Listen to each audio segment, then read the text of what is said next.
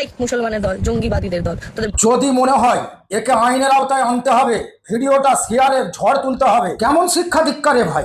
বাড়িতে বাবা আছে? কোনো বাড়িতে মানুষ হয়েছে বলে তো আমার মনে হচ্ছে না। এই মুসলমানের দল, জঙ্গিবাদীদের দল, তোদের বাপের জমিদারি নাকি যে যেখানে সেখানে আজান পড়বি, যেরকম সেরকম ভাবে আজান পড়বি? হ্যাঁ, পশ্চিমবঙ্গে কি তোর বাপরা রেখেছিল নাকি যে মাইকে আজান পড়বি, যেটার কোনো সুর নেই, তাল নেই, সেসব আমরা শুনবো না?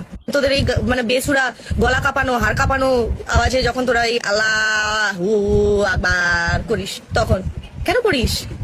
আল্লাহ তো বলেনি তোদেরকে, শুধু একটা সিমেন্টের বক্স। সেই সিমেন্টের বক্স থেকে বুঝিয়ে এখন হুকুমও আসে তোদের? মানে কি কানে কানে আসে, নাকি চিঠিতে আসে, নাকি টেলিফোন করে?